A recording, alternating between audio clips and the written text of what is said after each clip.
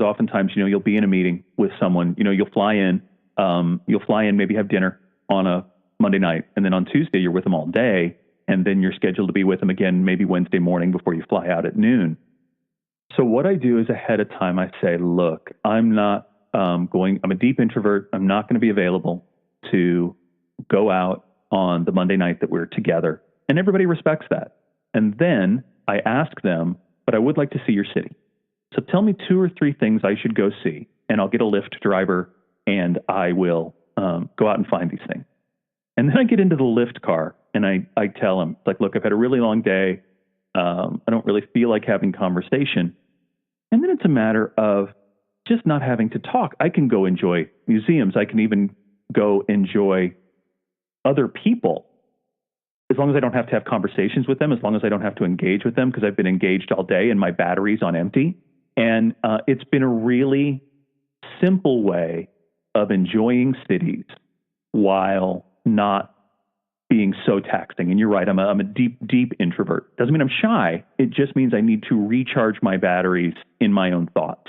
And you can do that even when you're at a bookstore or a library or a restaurant or a museum. Those are actually great places for introverts because I don't have to have conversations with other people. When you travel for a vacation, you don't worry about a wrinkled shirt.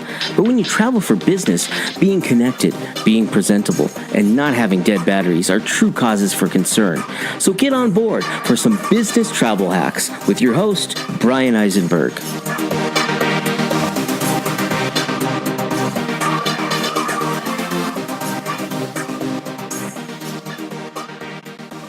Well, Brian, my name is Tim Miles. And I say I'm head custodian because I just clean up a lot of things that a lot of great work other people do in our company. But we have a family business that provides marketing, management consulting for family businesses primarily across the U.S. and Canada. And so we have actual clients that are family businesses, ranging in size from $500,000 to $50 million.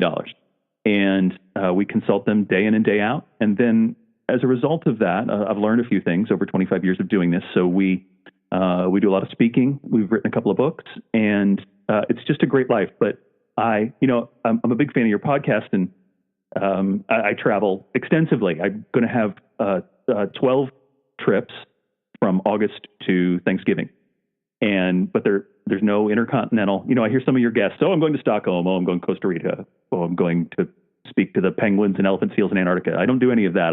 My trips are the almost like the up in the air style trips from Reitman's movie. I'll be going to Milwaukee, then I'll be going to Oklahoma City, then I'll be going to Illinois, then I'll be going to Austin, Texas is glamorous for me, and that's fine because I have opportunities to help family businesses grow all over the country. And in doing so, I'm part of a great partnership with someone I think is probably the smartest small business strategist maybe in the world, a guy named Roy H. Williams, least full of crap guy I've ever met to talk about marketing. And he and I have been business partners along with some other folks. For me, for about 15 years now. What do you wish you knew when you first started traveling for business that you now know? Well, that's such a good question. I think, I was a farm boy from the middle of the Middle West. I grew up on a farm in East Central Illinois, Brian. I didn't get on a plane until I was 27 years old. I didn't see the ocean until I was 27 years old. And now I'm on over 100 planes a year. And I think if I gave one piece of advice to people who travel a lot, I would go to a city and people would say, hey, how was Oklahoma City? And I'd say, well, the hotel was great. I didn't get out much. I would do work in the hotel and I would travel. Man, you have an opportunity, even if it's just a half day, find out ahead of time. If only there was a device we could access and learn about cities before we visit them. Find out what's new in the town, what's exciting in the town, what the locals are proud of in the town, and go see it just so you can add that to your own cultural memory banks. And as someone who writes a lot, to be able to dip into those things for these various clients is really important. my sister taught me that. She and I worked together for many years, and she kind of forced me out of my hotel rooms. And it's the best thing that ever happened to me because I've learned so much about so many different cities. What is your favorite travel hack? My favorite travel hack, I don't know. I have an almost, I'm a fairly disorganized person in my life, and I'm the opposite when it comes to travel. I am the most fastidious, anal retentive, organized person when it comes to travel. And I have the same routine nearly every time. And so my favorite travel hack is just to pack light. I use Bear, which is a note-taking app for Mac and iOS, that I plan out day by day what I'm going to wear.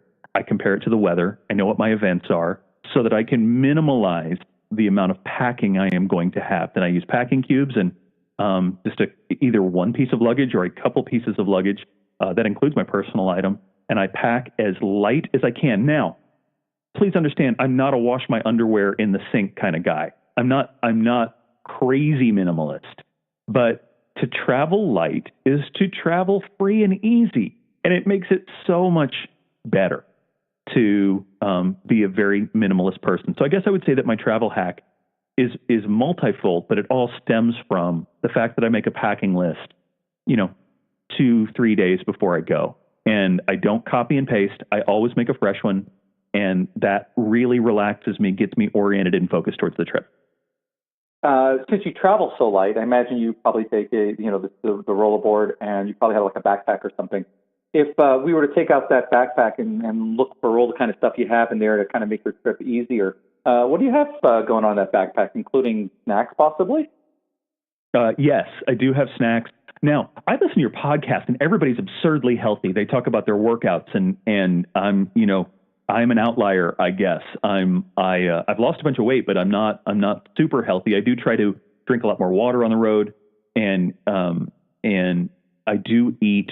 I bring protein bars with me that are Atkins bars, which you can buy off the shelf at any convenience, or not convenience store, but any grocery store. And I actually don't use wheel. I have 2 soft-sided Tom Bin bags, TOMBIHN. I am as big of a fanboy as the Tom Bin Company. It's out of Seattle as I am, your podcast. And these bags are indestructible. They are so thoughtful. And I'll carry 1 or 2 of those wherever I go. But if you open my bag, the one thing most of the time you won't see, Brian, is a laptop. And I hear everybody say, I pack my laptop, I do this, I do that. We could have an entire breakout session on the things I'm able to do on an iPad Pro, the 10.5-inch iPad Pro with the Magic Keyboard and the Apple Pencil. And it is extraordinary. Now, I do a lot of speaking. I do a lot of content creation. And if I'm making a slide deck from scratch, I will use my Mac. I have a 15-inch MacBook Pro, but it mostly stays in clamshell mode in my office. And I use it almost more like an iMac. And I make original keynotes on there just because I think it's faster to work with a trackball or a mouse. But editing PowerPoints or keynotes is remarkably simple. There's no writing I can't do. There's no video editing I can't do because I'm doing not basic, it's fairly advanced, but I'm not producing commercials for clients on my iPad. But if I'm shooting promotional videos for an upcoming speaking engagement, I can do pretty much anything with my iPad. It's my notebook. It's my entertainment device. It's my work production device. Over and over and over again. The thing lasts forever, and it's extraordinary. Got a couple of different pair of headphones that I pair with it. I have some Bose in-ear buds that are noise canceling, and I've also got a pair of Apple AirPods, just because sometimes it's really nice, especially walking around airports, to not have to worry about wires. And the bag of dongles. I'm pretty sure I saw the band bag of dongles back in college, but I've got the one for HDMI for the iPad Pro. I've got the one for VGA. I've got one for USB, just so I can connect it to things at keynote at conferences. And I've actually just started, and you and I talked a little bit about this. It's one thing to know you can give a keynote presentation using an iPad. It's another to do it in front of 600 people for the first time. And so I had my laptop in the bag just in case I needed it.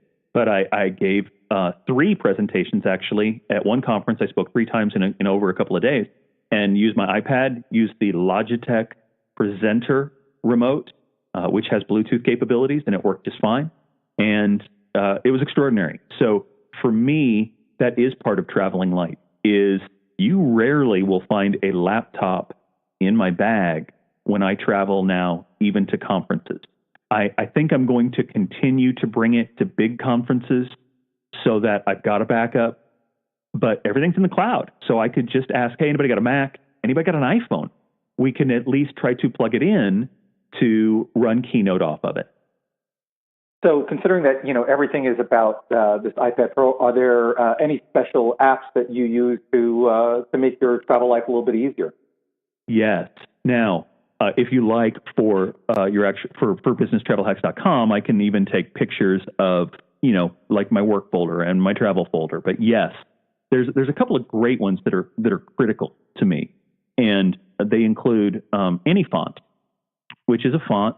With iOS 11, they drastically improved file management and the ability to move things back and forth throughout the cloud. So the Files app, first of all, is fantastic. But there's a application called AnyFont that allows me to move fonts over from my MacBook Pro that I've used in presentations from the past and use them seamlessly inside Keynote. I use GoodNotes to take notes with. It was created by a couple of graduate students who were frustrated with Penultimate and things that it couldn't do. And so GoodNotes is, for me, 50 notebooks in one. I have one for each client. I have one for each speaking engagement, just where I do research. I have Bear, which is a fantastic note-taking app.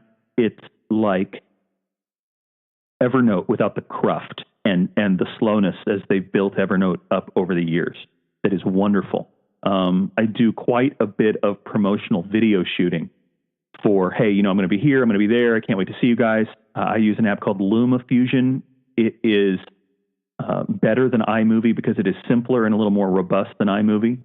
And, those are just some basic ones. We use Basecamp. I'd be lost without Basecamp because even when I go off, to luxurious Sacramento, California to speak at a conference, we've still got, a couple dozen clients that we're serving, and I've got 6 people who work for me full time and another 5 or 6 vendors subcontractors who work for us. So Basecamp keeps us all connected, and I'm just really blessed. I love this little iPad. It's a great tool. I'd be lost without Kindle because I am a voracious reader. I use Flipboard, the Times, the Wall Street Journal. I believe that we all should do our part to pay for at least a few news subscriptions. And it's not all altruistic. I pay for The Athletic too, which is a sports subscription. Just because if we don't pay for, I think it was John Oliver who said, if we don't pay for journalism now, we're really going to pay for it later. So I pay for a lot of news subscriptions on my iPad so that I can just keep up with things. I love to read, so that's how I pass the time. I try to keep my TV off in my hotel rooms. Otherwise, I find myself up at 4 a.m. having watched 13 hours of Ice Road Truckers, a show I would never watch otherwise. So I keep the TV off in the room. What or who has impressed you during a travel experience? Edmonton, Alberta, January of this year. We deplaned by ramp. It was Fahrenheit. I can't do the conversion for you, but it was so cold they started to merge. The temperature was 26 below, but the wind was like 25 miles an hour. And the ground crew there was dressed like the rebel force on the planet Hoth in Empire. And they worked efficiently, effectively, and I was in awe of them. And also all the guys at O'Hare and all the MSP, all the northern airports who work their tails off so you and I can travel in comfort and convenience. I've been to Edmonton like in February, so I get it. It's awful. Big. It's crazy. And I was invited by the Minister of Tourism, my friend. I've never been back. Thank you for listening to Business Travel Hacks with your host, Brian Eisenberg. Catch us on the web at businesstravelhacks.com or at Business Travel Hacks on Facebook and Instagram.